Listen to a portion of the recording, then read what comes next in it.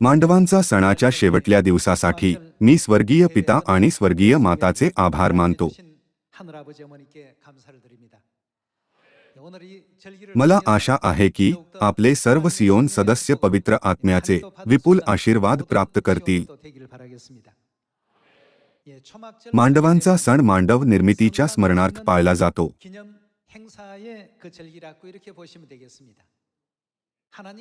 पवित्र कॅलेंडरनुसार 7व्या महिन्याच्या 10व्या दिवशी परमेश्वराने मोशेला 10 आज्ञांच्या दुसऱ्या पाट्या दिल्या.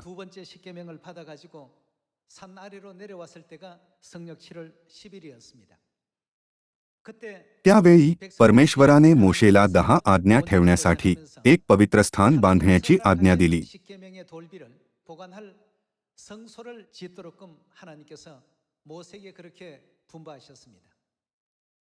ही मांडवांच्या सणाची सुरुवात आहे. अशा प्रकारे पवित्र स्थान आणि मांडवांचा सण यांचा अर्थ अविभाज्य आहे. पवित्र स्थानाचे बांधकाम पूर्ण झाल्याने सणाचा शेवट झाल्याचे संकेत दिले. हा पवित्र वर्षातील शेवटचा सण आहे. या वस्तुस्थितीचा एक अतिशय महत्त्वाचा अर्थ आहे की परमेश्वराने या सणाला पवित्र आत्म्याचे वचन दिले होते. आपण पवित्र स्थानाबाबत समजून घेतले पाहिजे. पवित्र स्थान ते ठिकाण आहे जेथे परमेश्वराचे लोक परमेश्वराची उपासना करण्यासाठी येतात. बाहेरील खोलीला पवित्र स्थान म्हटले जाते आणि आतल्या खोलीला परम पवित्र स्थान म्हटले जाते. परमेश्वराने मोशेला स्वर्गीय पवित्र स्थान दाखवले आणि त्याला ते बांधण्यास सांगितले.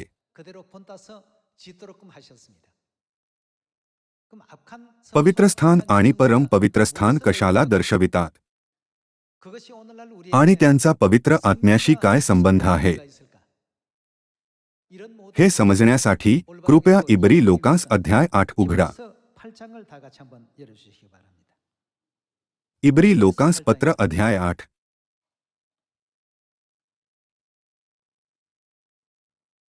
इब्री अध्याय 8 वचन 5 मध्ये असे लिहिले आहे.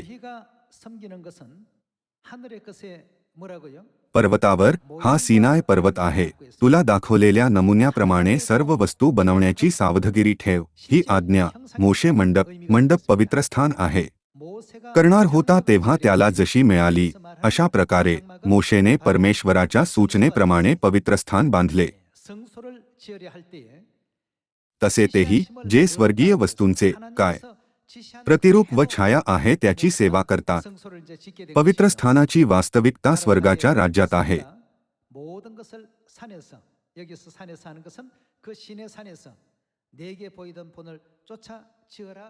मोशेने स्वर्गीय पवित्र स्थानाचे एक प्रतिरूप बनवले. यामध्ये एक अतिशय महत्त्वाचा अर्थ आहे.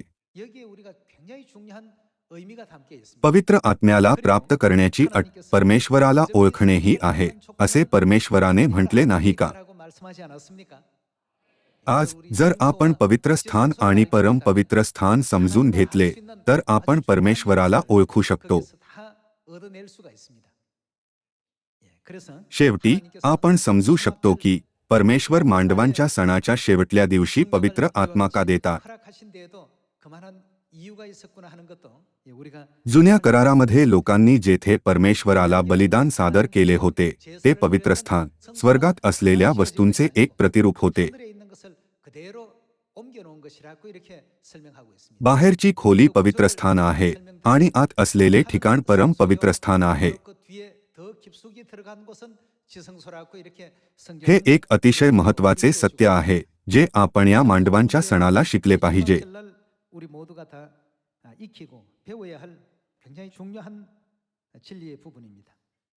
या आपण एकत्र प्रकटीकरण अध्याय 21 वर जाऊया. अध्याय 21 वचन 22.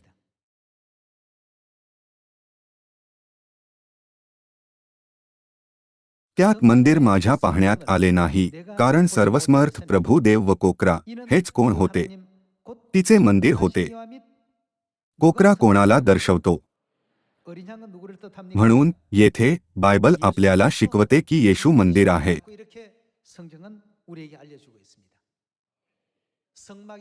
मंदिराला निवास मंडप, पवित्र स्थान आणि दर्शन मंडप देखील म्हटले जाते. जेव्हा वाहून नेणारे पवित्र स्थान एक स्थिर इमारत बनले तेव्हा ते मंदिर म्हटले गेले.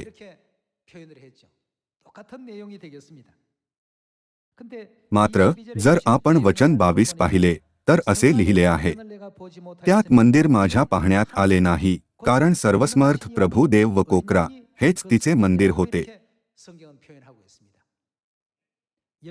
या आपण ह्या वचनातून एक छोटासा इशारा घेऊया आणि योहानकृत शुभवर्तमानावर जाऊया. बायबल कोकरा म्हणजेच येशू ख्रिस्ताला मंदिर म्हणून व्यक्त करते. या आपण योहान अध्याय 2 वर जाऊया. या आपण योहान अध्याय 2 वचन 20 एकत्र वाचूया. वचन 20 मध्ये असे लिहिले आहे, यावरून यहुदी म्हणाले, हे मंदिर बांधण्यास 46 वर्षे लागली आणि तुम्ही हे 3 दिवसात उभारणार काय? तो तर मंदिर काय होते? आपल्या शरीरूपी मंदिराविषयी बोलला होता.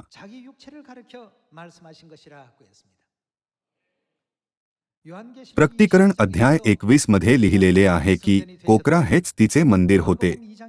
योहान अध्याय 2 मध्ये असे लिहिले आहे की तो तर आपल्या शरीररूपी मंदिराविषयी बोलला होता. याचा अर्थ आहे की येशू पवित्र स्थानाची वास्तविकता आहे. सुमारे 3500 वर्षांपूर्वी इस्रायल लोकांनी मोशेद्वारे परमेश्वराची इच्छा ऐकली. 10 आज्ञांच्या दगडी पाट्या ठेवण्यासाठी एक पवित्र स्थान बांधा. आपण पुष्टी करू शकतो की पवित्र स्थान ख्रिस्ताला दर्शवते.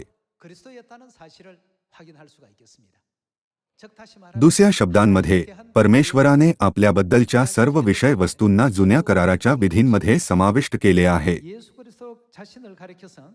योहान अध्याय 2 वचन 21 मध्ये असे लिहिले आहे, तो तर आपल्या शरीररूपी मंदिराविषयी बोलला होता.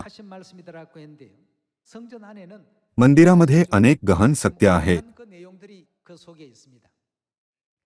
उदाहरणार्थ, पवित्र स्थानातून परम पवित्र स्थानात जाण्यासाठी एखाद्याला पडद्यातून जावे लागत असे.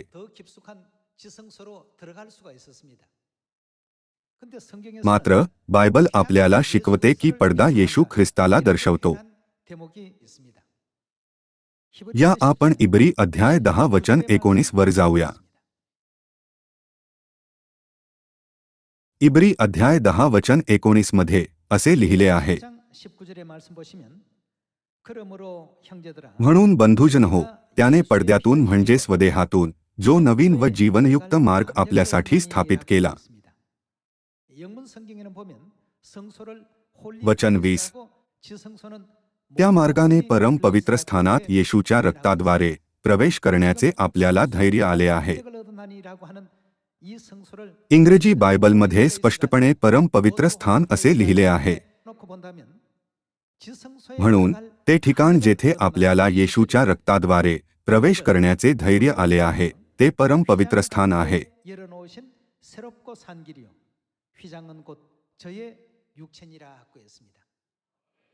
बायबल आपल्याला शिकवते की मंदिर येशूला दर्शवते आणि पडदा देखील येशूला दर्शवतो.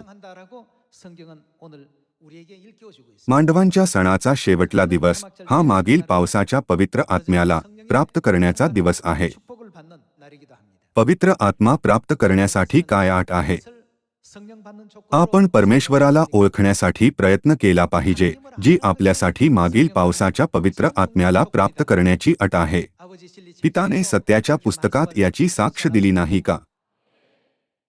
जर आज आपण पवित्र स्थानाला आणि परम पवित्र स्थानाला समजलो तर आपल्याला परमेश्वर समजतील. त्यामुळेच परमेश्वराने मांडव बांधण्याच्या सणाला शेवटला सण म्हणून ठरवून दिले. परमेश्वराची इच्छा आहे की त्यांच्या संतानांनी पवित्र स्थान आणि परम पवित्र स्थानाच्या रहस्याची जाणीव करावी. मंदिर ख्रिस्ताला दर्शवते, पडदा ख्रिस्ताला दर्शवतो. हा एक महत्त्वाचा मुद्दा आहे. मग परमपवित्र स्थानाचा आकार काय आहे? जर आपल्याला समजले की परमपवित्र स्थान कशाला दर्शवते, तर आपण समजू शकतो की परमेश्वराने या दिवसाला का फार महत्त्व दिले. यासाठी आता आपण एक राजे अध्याय 6 वचन 14 वर जाऊया. अध्याय 6 वचन 14 मध्ये असे लिहिले आहे, श्लमोनाने ते मंदिर बांधून पुरे केले. त्याने त्या मंदिराच्या भिंतींना आतल्या बाजूने गंधसरूंच्या तक्त्यांची मढवणी केली, जमिनीपासून कडिपाटापर्यंत आतून, आणि मंदिराच्या जमिनीला त्याने देवदारूची तक्तपोशी केली. मंदिराच्या मागल्या भागी जमिनीपासून कडिपाटापर्यंत 20 हात गंधसरूच्या तक्त्यांची मढवणी केली. ह्या प्रकारे त्याने परम पवित्र स्थानासाठी मंदिराला एक गाभारा तयार केला. त्या गाभाऱ्यासमोरील मंदिराची लांबी 40 हात होती. आतल्या भागी मंदिराच्या भिंती गंधसरूच्या तक्त्यांनी मढवल्या असून त्यांवर इंद्रावणे व फुललेली फुले कोरली होती. चोहीकडे गंधसरूच होता. दगड असा मुळीच दृष्टीला पडत नसे. मंदिराच्या आतल्या भागी परमेश्वराच्या कराराचा कोष ठेवण्यासाठी त्याने एक गाभारा तयार केला. त्या गाभाऱ्याची वचन 16 नुसार परम पवित्र स्थानाला मंदिरातील आतील भाग देखील म्हटले जाते. त्या गाभाऱ्याची लांबी, रुंदी व उंची प्रत्येकी किती होती? 20 हात होती. अशा प्रकारे लांबी, रुंदी आणि उंची काय आहे? ते एकसारखे आहे.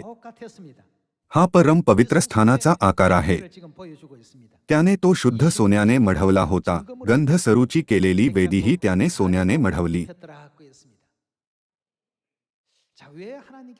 परमेश्वराने परम पवित्र स्थानाची लांबी, रुंदी आणि उंची एकसारखीच का बनवली? परमेश्वराने इस्रायल लोकांना मंडप बांधण्याच्या दिवसाचे स्मरण करू दिले आणि याला मांडवांचा सण का म्हटले? यामध्ये एक अतिशय महत्त्वाचा अर्थ आहे. संपूर्ण पवित्र स्थान येशू ख्रिस्ताला दर्शवते.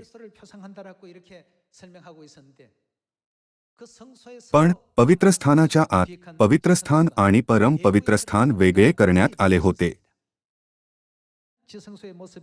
परमपवित्र स्थानाची लांबी, रुंदी आणि उंची प्रत्येकी 20 हात होती. त्याची लांबी, रुंदी आणि उंची एकसारखी होती. परमेश्वराने याची रचना अशा प्रकारे का केली?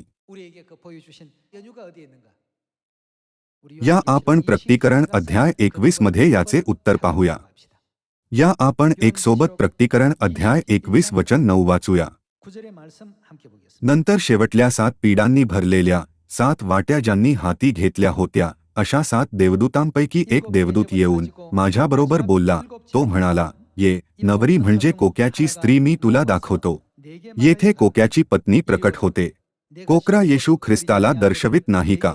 देवदूताने त्याला ख्रिस्ताची नवरी दाखवली. वचन 10. तेव्हा मी आत्म्याने संचरित झालो असता त्याने मला मोठ्या उंच डोंगरावर नेले आणि देवदूताने त्याला काय दाखवले? पवित्र नगरी, आणि त्या नगरीचे नाव काय आहे? यरुशलेम. देवापासून स्वर्गातून उतरताना दाखवली. देवदूताने त्याला यरुशलेम नावाची नगरी दाखवली. या आपण वचन 11 पाहूया. तिच्या ठाई देवाचे तेज होते. तिची कांती अति मौल्यवान रत्नासारखी होती. ती स्फटिकाप्रमाणे लखलखणाऱ्या यास्पे खड्यासारखी होती. तिला मोठा उंच तट होता. त्याला 12 वेशी होत्या आणि वेशींजवळ 12 देवदूत होते. त्या वेशींवर नावे लिहिलेली होती. ती इस्रायेलाच्या संतानाच्या 12 वंशांची होती. पूर्वेकडे 3 वेशी, उत्तरेकडे 3 वेशी, दक्षिणेकडे 3 वेशी व पश्चिमेकडे 3 वेशी होत्या. नगरीच्या तटाला 12 पाये होते. त्यांच्यावर कोकऱ्याच्या 12 प्रेषितांची 12 नावे होती. जो माझ्याबरोबर बोलत होता त्याच्याजवळ नगरीचे, तिच्या वेशींचे व तिच्या तटाचे मोजमाप घेण्यासाठी सोन्याचा बोरू होता. नगरीचे नाव काय आहे? यरुशलेम. चौरस होती. तिची लांबी जितकी होती तितकीच तिची रुंदी होती. त्याने नगरीचे माप बोरूने घेतले. ते 600 कोस भरले. तिची लांबी, रुंदी व उंची काय होती? समान होती. कोक्याची पत्नी यरुशलेमच्या या आकाराला पाहून आपण समजू शकतो की हे परमपवित्र स्थानासारखे आहे. तिची लांबी, रुंदी व उंची समान होती. योहान अध्याय 2 नुसार पवित्रस्थान येशू ख्रिस्ताला दर्शवते. इब्री अध्याय 10 वचन 19 म्हणते की पडदा देखील येशूच्या शरीराला दर्शवितो. परमेश्वराने परम पवित्रस्थानाची लांबी, रुंदी व उंचीला एक समान बनवले. या व्यतिरिक्त प्रकटीकरण अध्याय 21 मध्ये कोणत्या नगरीचा आकार समान होता? यरुशलेमची लांबी, रुंदी व उंची समान होती. आणि ही यरुशलेम कोण आहे? ही कोक्याच्या पत्नीला दर्शवते.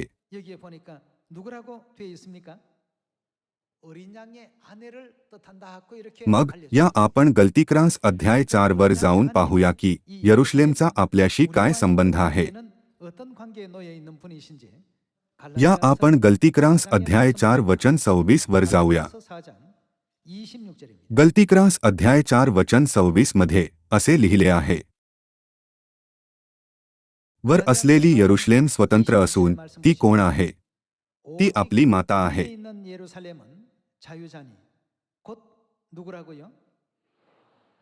प्रकटीकरण अध्याय 21 मध्ये लांबी, रुंदी आणि उंची समान असलेली यरुशलेम कोणाला दर्शवते? मग परम पवित्र स्थान कोणाला दर्शवते? माता परमेश्वराला. परमेश्वराने पवित्र स्थानाच्या आत एक नमुना निर्माण केला ज्यामध्ये पिता परमेश्वराचे स्वरूप आणि माता परमेश्वराचे स्वरूप समाविष्ट करण्यात आले, म्हणजे आपण हे समजू शकू. म्हणूनच पवित्र स्थान बांधल्याच्या दिवसाचे स्मरण करणे मांडवांच्या सणाचा एक महत्त्वाचा नियम आहे. संपूर्णपणे आपण याला पवित्र स्थान म्हणतो, पण बाहेरची खोली पवित्र स्थान आहे आणि आतली खोली परम पवित्र स्थान आहे. या आपण हेजकेल अध्याय 47 वचन 1 मध्ये पवित्र स्थान आणि परम पवित्र स्थानाशी संबंधित कृपाळू घटनांना पाहूया. हेजकेल अध्याय 47 वचन 1. हेजकेल अध्याय 47 वचन 1 मध्ये असे लिहिले आहे. मग त्याने मला मंदिराच्या द्वाराकडे, दुसऱ्या शब्दांमध्ये पवित्र स्थानात परत नेले. तेव्हा पहा, कोठून? मंदिराच्या उंबरठ्याखालून पाण्याचा झरा निघून पूर्वेकडे वाहत होता. मंदिराची पुढली बाजू पूर्वेस होती. तो झरा मंदिराच्या उजव्या बाजूने वेदीच्या दक्षिणेस खालून वाहत होता. त्याने मला उत्तरद्वाराच्या वाटेने बाहेर नेले व बाहेरच्या रस्त्याने सभोवार फिरवून बाहेरल्या द्वाराकडे, म्हणजे पूर्वाभिमुख असलेल्या द्वाराकडे नेले. तेव्हा पहा, द्वाराच्या उजव्या बाजूस पाणी वाहत होते. मग तो पुरुष पूर्व दिशेस चालला व त्याच्या हाती मापनसूत्र होते. त्याने 1000 हात अंतर मापून मला पाण्यातून चालण्यास सांगितले, तर तेथे पाणी घोट्यापर्यंत होते. त्याने आणखी 1000 हात अंतर मापून मला पाण्यातून चालण्यास सांगितले, तर तेथे पाणी गुडघ्यापर्यंत होते. त्याने आणखी 1000 हात अंतर मापून मला पाण्यातून चालण्यास सांगितले, तर तेथे पाणी कंबरेपर्यंत होते. त्याने आणखी 1000 हात अंतर मापले तर त्या नदीतून माझ्याने चालवेना, कारण पाणी फार झाले. मला त्यातून पोहून जाता आले असते, उतरून जाता आले नसते, एवढी ती नदी झाली. पाणी कोठून निघत होते? पवित्र स्थानातून निघणारे पाणी एक मोठी नदी बनले. वचन 6. तो मला म्हणाला, मानवपुत्रा, तू हे पाहिलेस ना? मग त्याने मला नदीतीराने माघारी नेले. परत येत असता नदीच्या दोन्ही तीरांवर बहुत झाडे असलेली मी पाहिली. तो मला म्हणाला, हे पाणी पूर्व प्रदेशांकडे वाहत जाते आणि तेथून अराबात उतरून समुद्राकडे जाते. ही नदी समुद्रास मिळून त्याचे पाणी, खारट पाण्याचे काय होते? ते निर्दोष होते. पवित्र स्थानातून निघणारे पाणी समुद्रात मिळाले आणि समुद्राचे पाणी निर्दोष झाले. या आपण वचन 9 पाहूया. ही महानदी जाईल तेथे तेथे तिच्यात जे जीवजंतू भरलेले असतील ते काय होतील? ते जगतील व तिच्यात मासे विपुल होतील, कारण जेथे जेथे हे पाणी जाईल तेथे तेथे सर्व काही निरोगी होईल. जेथे जेथे ही नदी जाईल तेथे तेथे सर्व प्राणी जिवंत राहतील. जेथे कोठे हे पाणी वाहते तेथे सर्व काही निर्दोष होते. या नदीला प्रकटीकरण अध्याय 22 मध्ये जीवनाच्या पाण्याची नदी म्हटलेले आहे, हो ना? वचन 10. तिच्या तीरी धीवर उभे राहून एन गेदीपासून एन इग्लाइमापर्यंत पाग टाकतील. महासागरातल्या माशांप्रमाणे त्या नदीत भिन्न भिन्न जातींचे विपुल मासे सापडतील. त्यातील पाणथळे व दलदली ह्यांचे पाणी निर्दोष होणार नाही, ती खारटाणेच राहतील. नदीच्या उभय तीरांनी खाण्याजोगी फळे देणारी हरतऱ्हेची झाडे वाढतील. त्यांची पाने वाळणार नाहीत, त्यांच्या फळांचा लाग खुंटणार नाही. प्रतिमासी ती पक्व फळे देतील, कारण त्या नदीचे पाणी, हे पाणी कोठून निघाले आहे? पवित्रस्थानातून निघाले आहे. त्या वृक्षांची फळे खाण्याजोगी व त्यांची पाने औषधी होतील. असे लिहिले आहे की जीवनाचे पाणी पवित्रस्थानातून वाहते आणि सर्व सजीव जिवंत होतात. प्रकटीकरण अध्याय 17 वचन 15 नुसार समुद्र मानव समाजाला दर्शवतो. जेव्हा जीवनाचे पाणी मानवजातीला दर्शवण्यात आलेल्या समुद्रात वाहते तेव्हा जेथे कोठे हे पाणी जाईल तेथे काय होते? सर्व काही निर्दोष होते. पिता आणि माता मानवजातीला देतात, ते जीवनाचे पाणी सर्व मानवजातीला वाचवते. मांडवांच्या सणाच्या माध्यमातून परमेश्वर आपल्याला हेच शिकवतात. मांडवांचा सण मंदिराला बांधण्याचे स्मरण करून देतो. परमेश्वराने पुन्हा एकदा या दृश्याबद्दल एक प्रकटीकरण दाखवले. या आपण प्रकटीकरण अध्याय 22 वर जाऊया. या आपण प्रकटीकरण अध्याय 22 वचन 1 पाहूया. अध्याय 22 वचन 1. नंतर त्याने देवाच्या व कोकऱ्याच्या राजासनातून निघालेली नगरीच्या मार्गावरून वाहणारी जीवनाच्या पाण्याची स्फटिकासारखी नितळ नदी मला दाखवली. नदीच्या दोन्ही बाजूंना 12 जातींची फळे देणारे जीवनाचे झाड होते. ते दर महिन्यास आपली फळे देते. हे हेजकेल अध्याय 47 सारखेच नाही का? हेजकेल अध्याय 47 देखील म्हणते की ते दर महिन्याला फळ देते आणि त्या झाडाची पाने राष्ट्रांच्या आरोग्यासाठी उपयोगी पडतात. पुढे काहीही शापित असणार नाही, तर तिच्यामध्ये देवाचे व कोकऱ्याचे राजासन असेल आणि त्याचे दास त्याची सेवा करतील. ते त्याचे मुख पाहतील व त्याचे नाव त्यांच्या कपाळांवर असेल. पुढे रात्र असणार नाही आणि त्यांना दिव्याच्या अथवा सूर्याच्या प्रकाशाची गरज नाही, कारण प्रभुदेव त्यांच्यावर प्रकाश पाडील आणि ते युगानुयुग राज्य करतील. आपल्याला हा आशीर्वाद देण्यासाठी परमेश्वर वचन 17 मध्ये हेजकेल अध्याय 47 च्या दृश्याचे वर्णन करतात. प्रकटीकरण अध्याय 22 वचन 17. आत्मा व वधू म्हणतात. या आपण पवित्रस्थानाबद्दल विचार करून हे वचन वाचूया. पवित्रस्थान व परमपवित्रस्थान म्हणतात, ते काय म्हणतात? ये ऐकणाराही म्हणो, ये आणि तान्हेला येवो, ज्याला पाहिजे तो जीवनाचे पाणी फुकट घेवो.